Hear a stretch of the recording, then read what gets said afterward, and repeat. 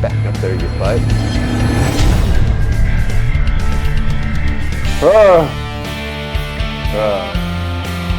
There he is. There's old Frankie. That's a good boy. Okay. Well, we're back. Another solo ep. We got Frank in the background. The old producer, Olivia. She's living, right? We got a controversial topic today. Not that controversial, but I'm going to need some assistance. I need to know if I'm off base on this. I got this idea from Chris Wojcik. I love stealing his content, making it my own, and I'm doing it again. So, the worst training partners. That's what's up. I need a tier list. I'm not going to do that thing where people do a whole list. I'm just going to read them. But tell me if I'm off base. I'm going to start with number 1. This is a pet peeve. The luller. The luller. You come in and you make it feel like it's just a light roll. We're just warming up. We're not doing much, right? I don't even need these. You make it feel like we're just doing a chill, friendly round. But what ends up happening? As soon as you get a decent position or a quality grip, you turn it up to 1,000. You, sir, are a piece of garbage. Garbage in my butt that I then have to defecate, and then I'm not even going to clean myself after. That's how much I hate you. I'm going to walk around with a poopy bee. Just like that. Because, one, you're dangerous, as in like physically to my body, okay? Because I'm letting my guard down. And you're just trying to get one up. And then on top of that, when we get a good position on you, you're just doing this. Like, you don't even try. Guess what? You're dead to me. You're dead to me, okay? Number 1, straight out the gate, luller, kicked out of the gym, banned forever. If you guys know someone, please tag them. Put them on blast. Let them know this is the time to do it. I don't appreciate your BS. I'm going to call someone out right now. Don't do it. I'm going to do it. No. Oh, yeah, okay. I got overwritten. She said no. But dang it, I want to. I'll tell you that much. Okay, number 2. I'm just going to slide right onto the old necks. The guy that rips everything. So I'm not even going to call it the spaz. Okay, it's so dark. We got to brighten you up a little bit. Oh, there we go. I'm not calling you a spaz. But boy, when you put on a sub, you are putting that thing on like you want reparations. You know, I did something to your family. I get it. Look at me. Look at those blue eyes. Beautiful Caucasian skin. I get it. You think I did something to your ancestors or my great-great-grandfather did. And you're ripping on ligaments and joints. Okay? Unnecessary. I want to train tomorrow. If anything, have some ferocity when you like enter into the submission, but when you actually do the finishing part of the submission, you don't be a boner biter. That's all I'm saying. Okay?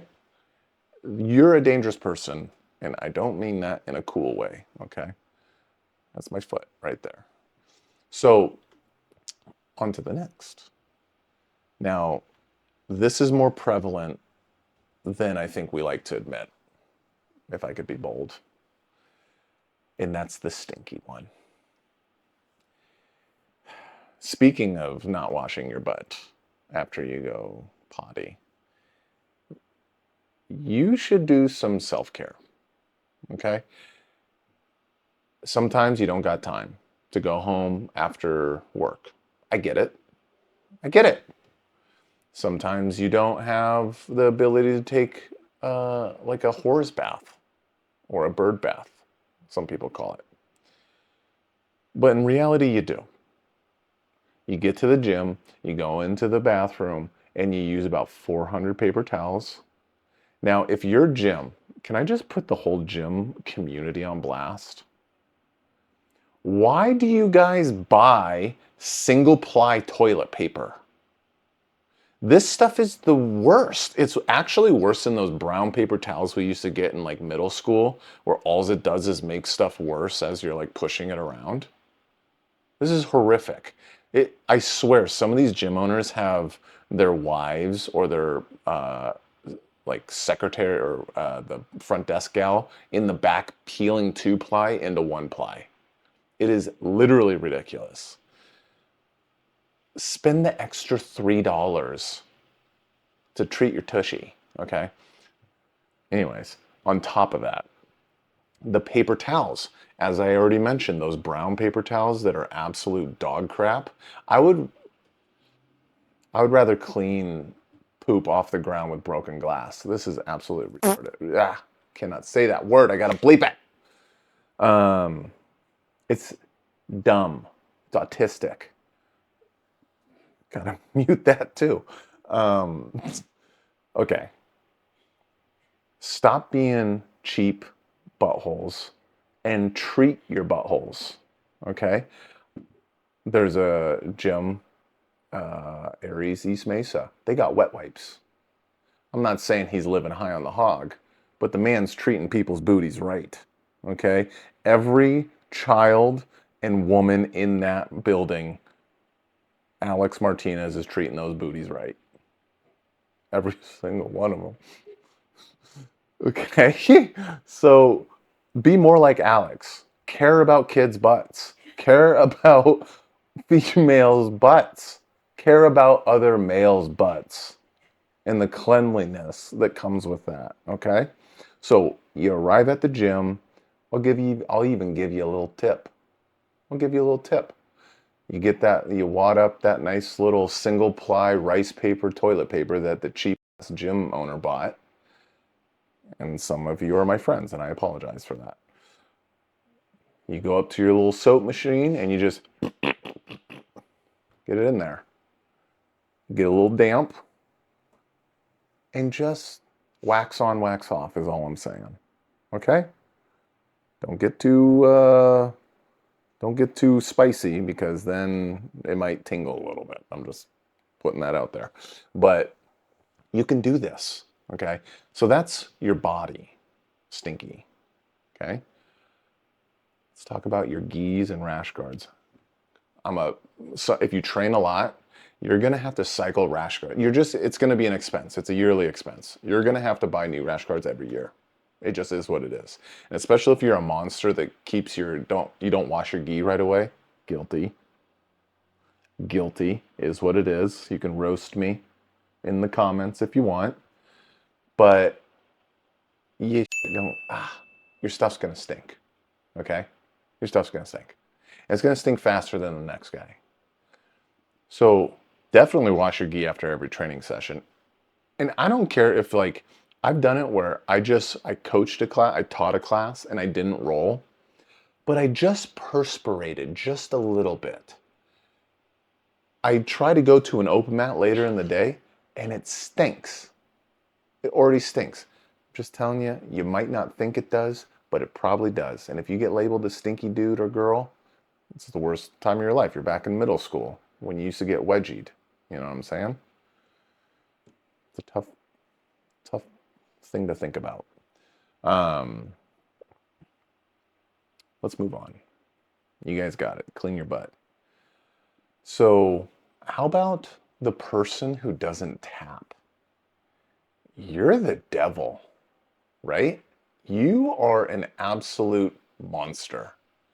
Because one, you're literally not getting better by just like sitting there and like letting someone choke you until you're like, yep, you got it. That was okay. That is ridiculous. Or an arm lock or something like that. What's going to happen, and I've seen it, I've even been a part of it where, okay, this person doesn't tap until the last second. I'm going to put the submission on harder, faster. I'm trying to work my submission, the quality of my submission technique. Okay. So I'm going to try to apply it in a sharper fashion, which means you are now risking an injury, which means I'm risking losing a training partner. Okay. So stop being a stubborn little bee and start tapping earlier for your own good. This is usually a white belt thing for the most part, because as you get further down the line and you get better and better and better, you kind of know your limits. And some people might think you're holding off when it's not necessary, but it's actually, you know where your elbow limitation is, your shoulder limitation, your choking, stuff like that. And you're able to just kind of weasel like a little crack in the choke, and you're like, oh, I'm actually okay. It sucks, but you're okay. But if you're a white belt and you're doing this and you're just like sitting there, especially during drilling, ultimate butthole move. Ultimate butthole move. You're most likely the person has a technique on correctly, and I'm not saying every time, but while they're drilling, and then you're just playing like you're just being super stingy, which means they don't know if the dang thing is actually on like in a quality fashion or not. Okay, they might give up and be like on the choke and be like, oh, I was exerting too much effort, when it was like, if you held it for like 5 more seconds, you might have had it. Well, it's drilling. There's no reason to be the tough guy. Okay? Let people get the reps. I'm not saying don't be the limp fish, because that's another story. That guy sucks too. Okay? That's your borderline luller status at that point. So don't be the egomaniac that just doesn't tap. That is super frustrating. The person who rips everything. The opposite almost of the don't tap guy. The person, did I already say this one? Good. I just tested you and you passed. Good job, Olivia. How about the person, now this is Chris Wojcik's right here. This is Wojcik's. He said the person who talks too much during training. I think this comes from being a professional grappler, and I get it. Okay, I get it. But I'm a chatty Cathy. Unless I can tell that you're not, then I'm not gonna be. But if you talk to me, you're opening Pandora's box to a lot of butt jokes and maybe a couple butt grabs. Okay? So I do understand though, if you are training like intensely and you're trying to get, I'm trying to brighten this place up a little bit, and you're trying to just be in the moment and focus, yes. Try not to talk too much. Or if you recognize your training partner is like that, shut your big fat mouth. How about that? Me and Ramsey, he's one of my main training partners, one of my best training partners, and we compete very well with each other. We go back and forth. Half the time we're actually talking, but we're still having a quality round. Okay, so you got to be able to identify like who can do that and who can't, who hates it, who loves it. Like obviously, if I trained with Chris, I wouldn't even look at him in the eyes. Okay, I would slap and bump and just hug him. That might give him a little tickle fight just to like get him on tilt a little bit, and then we'll start going. So, kind of be cognizant of that. Okay. Then one of my bigger pet peeves. This one's spicy. The wannabe coach. You are the devil. I'm going to call you Pope Coach. You are the Pope of the Jiu-Jitsu community. You touch people in bad ways and you give bad advice. Okay? I'm not saying all the time. Okay? But it's maybe the most annoying thing you can do. When you're sitting on the wall and there's two people grappling and you just start butting in with advice, hey, I'd ask if I wanted it, okay? Same with the person there. I don't care if it's a black belt coach and a blue belt. You don't know what they're working on. Maybe they're doing something intentional and you're trying to walk them through whatever you do, which might not even be what they do. I'm not saying someone never needs coaching. I do it too, especially if I am the coach of that class. But there's a time and a place. If you're not coaching in that class, you're not teaching, for the most part, shut your dirty hooker mouth, okay? It is super annoying. Now, take them off to the side after. But during the round, it is just ridiculous. Tell me if I'm alone on this, people. It just drives me crazy. And I'm guilty of it. I'm saying I'm guilty of it. But dang, it is one of the things I get embarrassed about. I did this too. I did that match study with Sierra Hoover. I did it with her before. She tells me that, oh yeah, I was actually practicing this. And I'm like, oh, I'm a gotta mute that. And then I've done it with my wife Olivia. I've done it with a bunch of different people. And I see how much it sucks. And then I've obviously had it done to me. So sideline coaches or coaching when you're in the role, we don't even have to bring that up, right? If you're rolling with someone, you start coaching them. Now, okay, I get it. Maybe someone's super just obviously doesn't know what to do. Or maybe you're you put them in a knee shield and you're just being stingy with your knee shield and they can't even address it. You can tell they're fumbling. Maybe ask them a question. Do you want me to kind of give you a little tip on this? But just going right into it, just say, okay, now we'll pin my leg to the ground and then start pushing and then coming around. You are the devil and you're not wearing Prada. I'll tell you that much. How long? Oh, 17 minutes. Wow. Really? That's about it, actually. That's all I had. Horrible training partners. Tell me about yours. Your pet peeves. Frank, come here. Come here, Frank. Tell me about your pet peeves. Okay, come on. Up. There's Frank. He's a beautiful puppy. Now, I want to know, is there one that I missed? Is there one that you guys like as well? Frank is a little bit of the stinky one. He's definitely a person that doesn't tap. And Frank he rips everything. He definitely talks too much. And he's just a little bit of a butt. But he's also a cuddle bug, so it's okay.